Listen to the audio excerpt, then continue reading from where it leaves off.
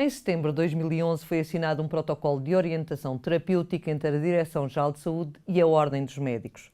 Tratava-se, no fundo, de organizar e facilitar o apoio aos clínicos na hora da prescrição, tendo por base o estado da arte. Desde então, as orientações têm sido divulgadas separadamente, mas ao mesmo tempo vemos aparecer grupos de hospitais a organizarem-se entre si, o Grupo do Norte, o Grupo de Lisboa, com o objetivo de criarem as suas próprias regras no que se refere ao acesso aos medicamentos nos hospitais. No Especial Saúde temos hoje duas das personalidades que estão a criar as regras nacionais de orientação à prescrição. José Manuel Silva, bastonário da Ordem dos Médicos, e Alexandre Diniz, diretor do Departamento da Qualidade em Saúde da Direção-Geral de Saúde. Muito obrigada por terem vindo, é um prazer estar aqui com vocês. Sr. Bastonário, a primeira questão para o senhor. Desde que o protocolo foi assinado em setembro, qual o ponto da situação que se pode fazer? Tem sido uma enorme sobrecarga de trabalho, porque de facto havia uma exigência da Troika para a realização de algumas dezenas de normas de orientação clínica até ao final do ano. Portanto, isso foi o processo que despoltou todo este conjunto de elaboração de normas de orientação clínica, mas já vinha de trás esse trabalho da Direção-Geral da Saúde e também essa vontade que nós tínhamos de, através dos colégios, se emitirem guidelines, porque de facto a Ordem, estando no centro da qualidade, tem a obrigação de definir de forma acessível para os médicos o estado da arte médica, para contribuir para um processo de melhoria contínua da qualidade do exercício da medicina em Portugal. Mas é evidente que isto mudou, representou um grande paradigma de mudança na Ordem dos Médicos e na própria Direção-Geral da Saúde. E este casamento feliz entre a Ordem dos Médicos e a Direção-Geral da Saúde, enfim, que começou naturalmente com algumas dificuldades, tem vindo a ser oleado, tem vindo a ter a participação cada vez maior dos colégios, de colegas, de sociedades científicas, para que efetivamente o resultado final seja um resultado de excelência. Dr. Alexandre Diniz, o que é que foi criado já? Nós sabemos que algumas bases já foram divulgadas. O que é que está criado concretamente? E o que é que falta? Foram elaboradas em 4 meses 60 normas clínicas. É bom? É bom, não é? Não é bom, é excelente. É excelente, ok. É excelente, tendo em conta que outros países demoram muitos meses para elaborar uma norma. Ok. Não significa que estas normas tenham sido elaboradas com menos cuidado, mas envolveram muita gente, envolveram centenas de peritos, mais de 300 pessoas estiveram a trabalhar nas mais diversas especialidades para conseguir cumprir o prazo que nós próprios nos impusemos. Que é até... O prazo era até dezembro, havia 2 medidas da Troika, uma até setembro, até 30 de setembro, e outra até 30 de dezembro, para normalizar a prescrição de medicamentos e normalizar a prescrição de meios complementares de diagnóstico. Isto porquê? Porque havia um vazio em Portugal nesta matéria. A Direção-Geral da Saúde, que tem 112 anos, toda a vida, publicou e emitiu orientações técnicas, recomendações, mas normalização para a prescrição médica não era comum. E, portanto, tivemos que recuperar o atraso em há pouco dizia-me, e antes de iniciarmos o programa, que isto era um trabalho contínuo e que não teria fim, não é? Em todo o caso, quando é que acha que a base geral para os hospitais, da prescrição nos hospitais, ficará concluída? Foram estabelecidas prioridades e a primeira prioridade foi criar normas clínicas para a prescrição de medicamentos em ambulatório e de meios complementares de diagnóstico também em ambulatório e que representam, na sua globalidade, uma percentagem muito elevada dos encargos do Serviço Nacional de Saúde, quer com medicamentos prescritos em ambulatório, quer com meios complementares de diagnóstico com o setor convencionado. A prioridade a seguir, para este ano, é a elaboração de normas para as áreas da prescrição de medicamentos em ambiente hospitalar que geram maior consumo e que são a maioria, portanto, dos doentes que... Não se devia ter começado ao contrário? Não. O critério não foi apenas um critério economicista, se quiser. Haja alguém a dizer isso, não foi um critério puramente economicista. A nossa preocupação foi normalizar a prescrição, portanto, a prática médica, para que se fizessem opções de melhor qualidade, de maior qualidade ou mais baixo custo, nas áreas mais frequentes, de mais frequente utilização no Serviço Nacional de Saúde. Portanto, nós centrámos-nos nas patologias que são mais prevalentes e que atingem a maioria da população que é utilizadora do Serviço Nacional de Saúde. Pode-nos dar exemplos lá por para exemplo, casa? a diabetes, por exemplo, as doenças cardiovasculares, etc. Portanto, são patologias que atravessam horizontalmente a maioria da população que utiliza o Serviço Nacional de Saúde e, portanto, logicamente também geram consumo. Claro. 300 pessoas envolvidas em todo este processo é muita gente sobre o cenário, não é? É muita gente e vale a pena salientar que todo este trabalho foi feito pro bono, gratuitamente, por dedicação, por empenho das pessoas e o resultado final foi muito bom. Foi posto e naquilo que foi feito não houve, é isso, naquilo que foi realizado não houve contestação, digamos assim, não é? Não, houve algumas propostas, interna, claro, houve certeza, algumas propostas, interna, houve sim. algumas críticas, o que é salutar, Claro, porque isto foi de facto um trabalho imenso, feito num curto espaço de tempo, por muita gente, e portanto houve, agora no início deste ano, um tempo em que as normas estiveram abertas à contribuição pública, enfim, dos especialistas da arte, e de facto houve algumas propostas e houve algumas melhorias, mas isso faz parte do processo de melhoria contínua da qualidade e como já disse o Dr. Alexandre Diniz, e muito bem, isto é um trabalho contínuo, é um trabalho permanente, não só de elaboração de normas, como de manutenção da sua atualidade e atualização. Isto é um trabalho imenso e eu volto a salientar que tem sido feito por centenas de médicos que nelas colaboraram sempre gratuitamente. Perdendo noites, perdendo fins de semana, é bom que isto se diga também. É bom, é muito bom saber isso. É bom saber que há gente envolvida e que está a dar tudo por tudo para se fazerem coisas corretas. Agora, ainda não entraram na área hospitalar e aí pode ser mais complicado. Essa vai ser a mais complicada ou não? Não é complicado. Porque aliás, vocês aí têm processo... já o Grupo do Norte, o G14 e o G3 a fazerem as regras à sua medida. Como é que vocês vão elaborar isso? Com base naquilo que já se está a fazer. Porque parece que há aqui duas situações que são diferentes. Ou seja, há um grupo que está a criar normas nacionais e depois há grupos que se vão criando, de organizações hospitalares, que se vão criando e vão fazer das suas normas. Como é que vocês vão organizar isto? Como é que isto vai ser organizado? A Ordem e a Direção-Geral da Saúde fazem normas de orientação clínica de acordo com a mais rigorosa evidência científica e é a melhor forma de poupar, é gerindo rigorosamente os recursos existentes com base na evidência científica, porque nós só poupamos com qualidade. Nunca pensemos que, tratando mal um doente, estamos a poupar alguma coisa ao país. Aliás, um dos grandes estigmas nacionais é de, normalmente, quando se toma uma medida, se fazer, quando se faz, uma avaliação do impacto direto nos custos, mas nunca dos efeitos indiretos, que normalmente acabam por subverter o efeito de poupança imediato que se cria.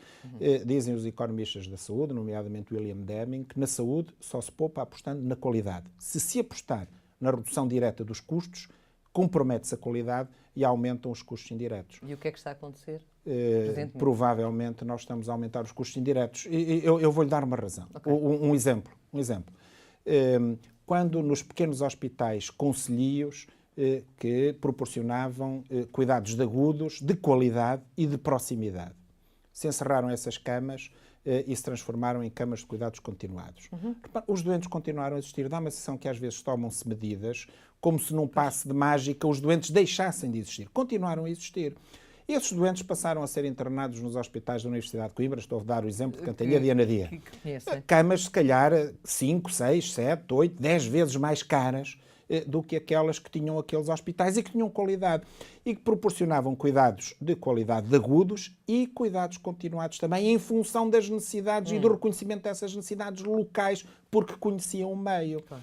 Agora, impessoalizou-se toda essa situação, transferiram-se os doentes para hospitais muito mais caros e depois chegamos ao fim do dia e as despesas em saúde, por mais que se reduza, concentre, feche, as despesas tinham sempre tendência a aumentar. Porquê? Porque as contas não eram corretamente bem feitas, porque os decisores decidiam mal, avaliando só o efeito direto, sem avaliar os custos indiretos, E sempre depois com aquela ideia um bocado peregrina e não fundamentada de que concentrar induz poupanças, que é uma coisa impressionante. Pois, e não é bem assim. Portanto, relativamente, e queria a sua opinião sobre este tema, e eu andei lá e o senhor fugiu, se calhar propositadamente, a história dos diferentes grupos que se vão criando. Eu nunca fugi a nada. Eu sei que não nunca fugiu, fugi a mas nada, se calhar o raciocínio não foi quis para outro falar. lado. Não tem problema nenhum, é assim.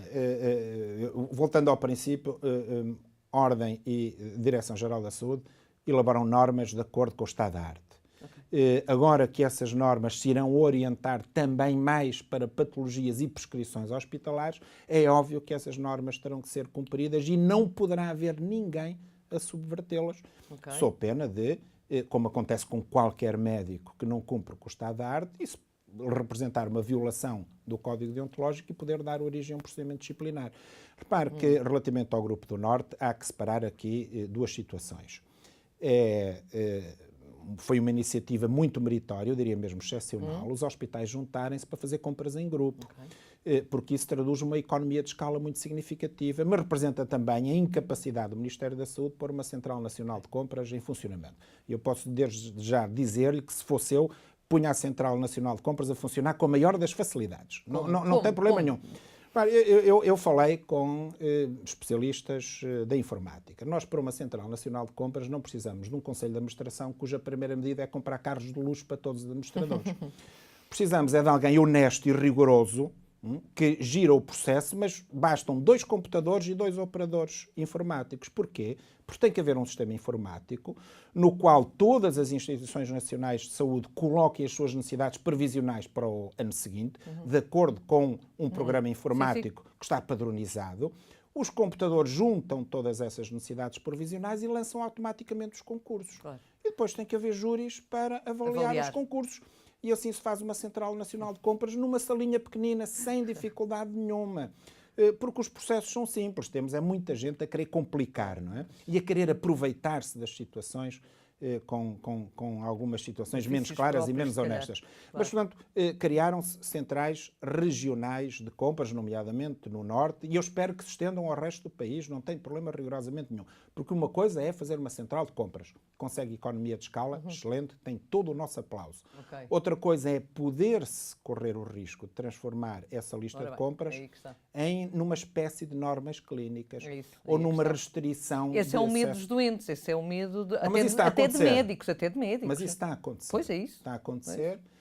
Nós, a Ordem dos Médicos, estamos, enfim, a procurar intervir nesse processo de forma pedagógica e sem impacto público, porque há problemas que se resolvem internamente e sem extravasar para a opinião pública de forma muito mais simples, porque não é possível, e nós não iremos, nem nós nem os doentes, e aqui devo dizer que médicos e doentes estão absolutamente do mesmo lado, sempre estiveram, porque todos querem qualidade e acessibilidade a cuidados de saúde com qualidade. Com a crise, essa ligação está mais forte. Eventualmente, sim, eventualmente. Sente-se isso. Portanto, não será possível, e eu volto a repetir, não será possível que quaisquer grupos ou hospitais individualmente subvertam ou não respeitem o estado da arte. É preciso salientar também que os medicamentos a que alguns grupos procuram limitar o acesso são medicamentos devidamente aprovados pelas entidades reguladoras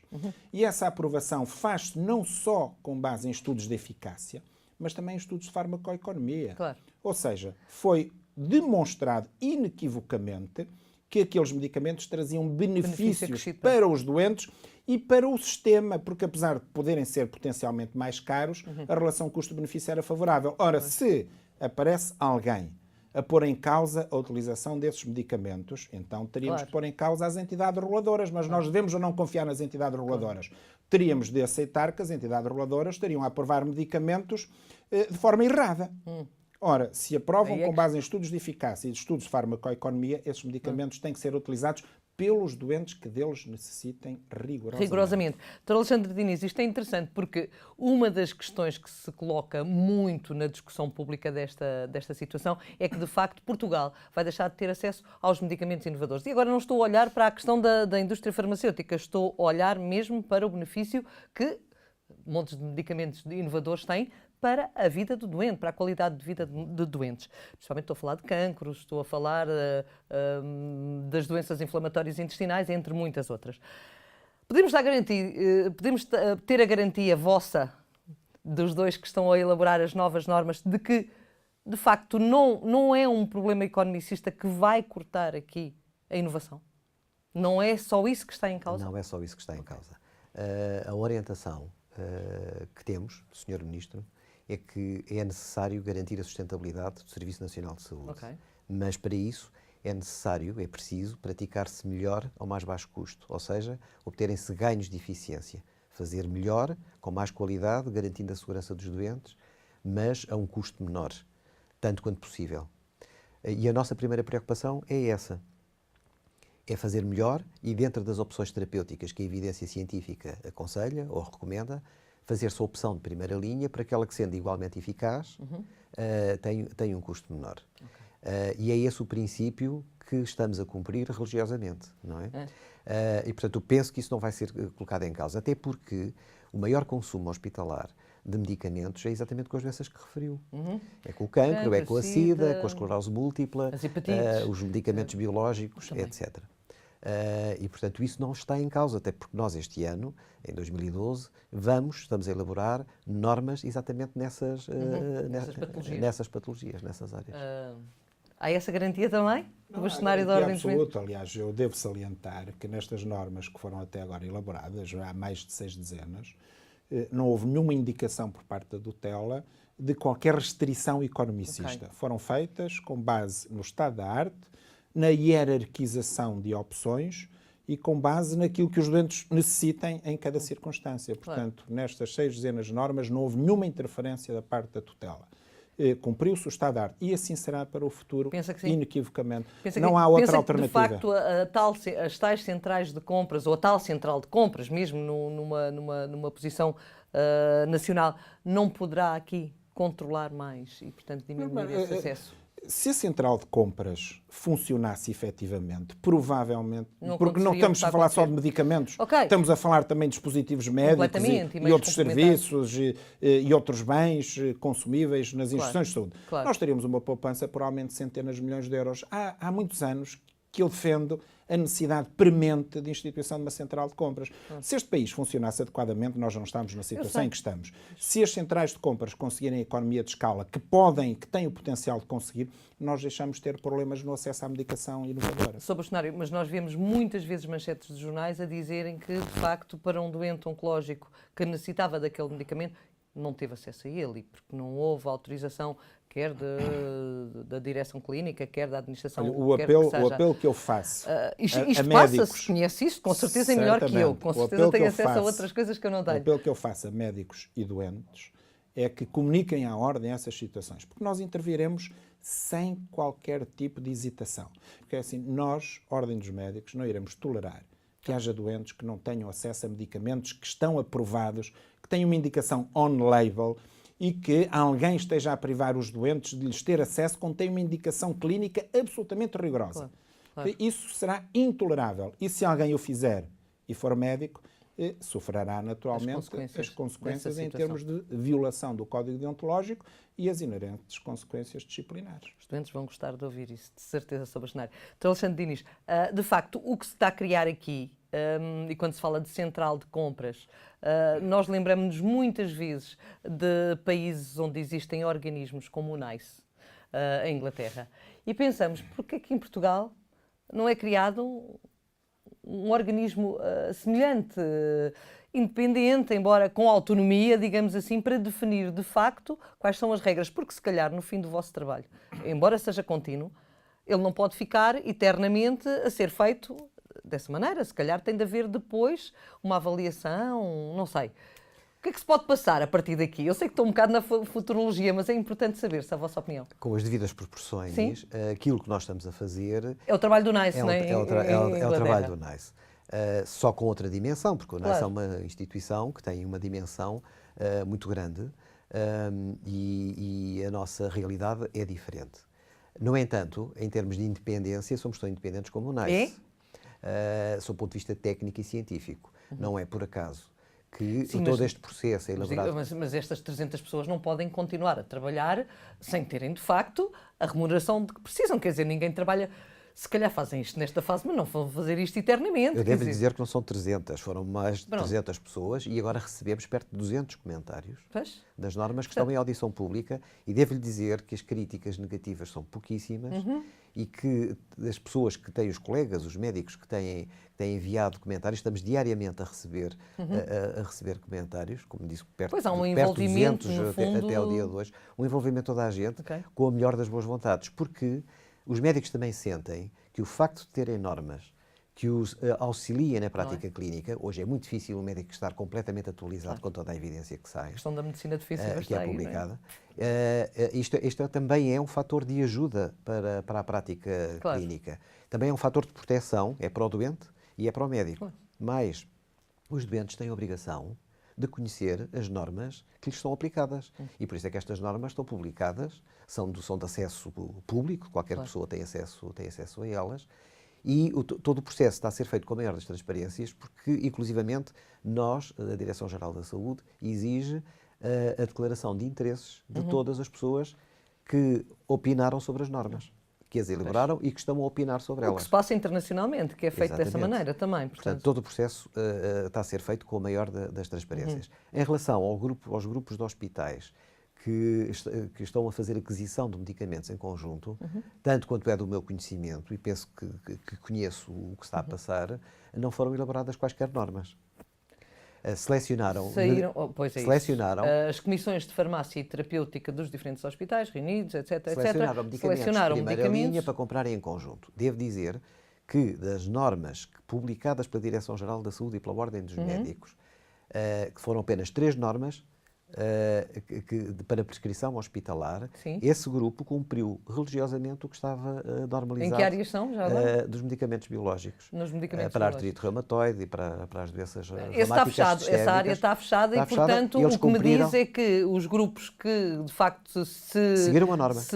Os grupos que estão formados, estamos a falar do Grupo do Norte, principalmente, do G14, digamos assim, estão a seguir a norma que foi aliás, enviada por vocês. Nem podia ser de outra maneira, porque a instituição que, nos termos da lei, tem competência para normalizar em matéria de prestação de cuidados de saúde é a Direção-Geral da Saúde.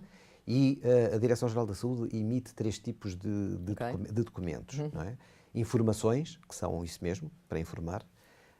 Orientações, que não são de cumprimento obrigatório, mas são recomendações que indicam o caminho a seguir, mas que permitem alguma adaptação local ou regional. E as normas que são de cumprimento obrigatório. E, portanto, têm mesmo que ser cumpridas. E nós estamos a auditar, começamos agora a auditar o cumprimento destas normas. Portanto, qualquer médico pode prescrever fora da norma, se entender no seu juízo clínico que é absolutamente soberano, que não deve cumprir a norma, não cumpre e prescreve segundo o seu juízo clínico. Tem que fundamentar no processo clínico porque é que fez essa opção. Depois as auditorias vão se debruçar sobre isso. Isto vai ser assim tão fácil? Vai acontecer assim ou as administrações dos hospitais depois vêm dizer estão a gastar demais? É assim, não pode ser. Isto é um processo de mudança. Claro que é, claro que é. E, portanto, não pensemos que de hoje para amanhã vai tudo mudar. Não. Isto vai ser um processo contínuo de mudança que vai demorar meses e anos de adaptação a um novo enquadramento de funcionamento da prática médica em Portugal. Quer por parte de médicos, quer dos doentes, quer das administrações, quer do próprio Ministério da Saúde. Aliás, eu penso que este trabalho que está a ser feito pela Ordem e pela DGS vai ser um case study a nível mundial, porque de facto não conheço nenhum país que esteja a fazer um trabalho desta dimensão nesta área. Deixe-me interromper só para dizer isto, que eu acho que isto é interessante. Muitas vezes nós não vemos, e o Ministério nisso não tem sido... não tem conseguido conduzir a água ao moinho dele como devia de ser. Ou seja, não nos apresenta uma reforma de saúde em tempos de crise que se calhar era importante ser feita, porque se há uma crise e se as coisas estão em mudança, era necessário haver uma reforma de saúde. Eu estava a pensar, ora, aqui está, um documento que se calhar pode dar origem, de facto, a uma reforma na saúde. E principalmente a uma reforma da política do medicamento. Se de facto for feito, não é? Como você espera que seja feito e que tenha essa repercussão junto dos hospitais. neste caso. Vai ser feito da maneira como temos estado aqui a falar dele, que não Eu quero acreditar em vocês. Não há alternativa. Quer dizer, e a Ordem dos Médicos está muito atenta ao cumprimento destas normas de orientação clínica. Por isso vai haver auditorias que terão um caráter pedagógico, mas que também permitirão, obviamente, detectar outliers, pessoas que reiteradamente se afastem demasiado do cumprimento das normas de orientação clínica e do estado da arte. E para aí terá que haver, obviamente, uma intervenção direcionada para essas situações. Para isso são as auditorias. Não será possível, não haverá qualquer espaço, eu penso que nem no presente, mas muito menos no futuro, para que haja grupos autonomamente a definir qualquer tipo de normas. E deixe-me só referir um aspecto relativamente ao NICE e às comissões de farmácia terapêutica. Nós temos, enfim, Ordem dos Médicos e Direção-Geral da Saúde, estamos a funcionar de alguma forma como o NICE, mas nós temos uma Comissão de Farmácia Terapêutica Nacional que se tem demitido de alguma das suas obrigações, que é o Infarmed. Não é aceitável que nós tenhamos dezenas de comissões de farmácia terapêutica por todo o país. Não há qualquer necessidade, aliás, é um imenso desperdício de recursos e agora vão-se criar mais comissões de farmácia terapêutica em cada ARS. Temos comissões de farmácia terapêutica em hospitais ou regiões diferentes a decidir de forma diferente, o que é obviamente um contrassenso inaceitável. Chegou onde eu estava a querer dizer há pouco. Portanto, as orientações clínicas têm que ser nacionais. Os doentes do Norte, do Centro e do Sul são todos portugueses, são todos iguais, incluindo Açores e Madeira, não pode haver diferenças de tratamento. Que peritos destas duas organizações, por exemplo, formassem de facto o NICE português, eu não sei o nome que lhe iriam dar, mas que de facto tivessem um peso institucional para o futuro. Mas é que estamos a ter esse peso institucional. Portanto, as normas estão a ter esse peso institucional. Mas enquanto organismo, enquanto organização, porque por enquanto é um documento realizado, elaborado pela Direção-Geral, pela Ordem dos Médicos, mas que isto ficasse no papel, que era um organismo que funcionava com um representante... Mas isso está... Com o Conselho da Qualidade da Ordem. E, aliás, está no papel e nós estamos Portanto, até não é necessário criar mais NICE, muito mais longe do que o NICE. Estamos a fazer um trabalho de muito maior amplitude e muito mais abrangente. E tudo gratuitamente, deixe-me voltar a sublinhar, os médicos fazem muito trabalho gratuito que infelizmente depois não tem repercussão na comunicação social. Porque isto é um trabalho, vão ser centenas de auditorias que vão ser feitas por ano. Portanto, isto é um trabalho imenso. Que obviamente não pode ser todo gratuito. Não? Completamente. Para finalizar, estamos no final do programa, o tempo passa a correr, nem damos por ele. Mensagem lá para casa para os espectadores. Podem acreditar que os portugueses vão continuar a ter acesso ao medicamento de que precisam, seja ele qual for, Dr. Alexandre? Eu penso que sim, que os doentes podem ter a garantia de que têm acesso à medicação que a evidência científica aconselha para aquela situação. No fundo, o que nós estamos a fazer é criar uma grande rede nacional de governação clínica e por isso é que tem havido tanta adesão dos médicos portugueses a este processo, porque estavam todos carentes de se criar uma medicina mais reflexiva, não é? E isto implica o envolvimento de quem está na prática a fazer clínica, mas dos diretores dos serviços, que devem pugnar para que as normas sejam cumpridas dentro do seu serviço, das direções clínicas dos hospitais e dos cuidados primários, e no fundo isto é um grande movimento de governação clínica. Ora, havendo um grande movimento de governação clínica, com uma clínica mais reflexiva, há maior segurança para os doentes. Há certamente uma medicina de maior qualidade e, portanto, eu penso que os doentes podem se sentir seguros e confiantes. Eu subscrevo inteiramente as palavras do Dr. Alexandre Diniz. Aliás, a Ordem dos Médicos está muito atenta a todo este processo. Assumiu-se como provedora dos doentes e exige que os doentes tenham acesso ao estado da arte. Temos, aliás, encetado alguns contactos com associações de doentes e fazemos-lo com a autoridade de quem está a colaborar com o Governo no sentido da elaboração de normas de orientação clínica que definem esse mesmo estado da arte. Desejo-lhes boa sorte e foi bom saber que estão a ouvir os doentes também, porque eu acho que neste momento, e talvez devido à crise, todas as diferentes áreas do setor da saúde estão disponíveis para dialogar. É só uma questão de chamarem e dizerem: estamos aqui, porque eu acho que é uma fase, a crise tem estas fases boas e esta é se calhar uma fase boa. Muito obrigada aos dois por terem estado comigo. No espaço Harvard Medical School Portugal, o professor António Vaz Carneiro vai nos dizer tudo sobre genéricos. Eu quero ainda falar de livros da editora Lidl, chega-nos a obra Estatística aplicada às ciências e tecnologias da saúde, de Gil da Cunha, Maria do Rosário Martins, Ricardo Sousa e Filipa Oliveira. Ler faz bem à saúde, já sabe. Deixo agora com o professor António Vaz Carneiro. Obrigado pela preferência. Até para a semana.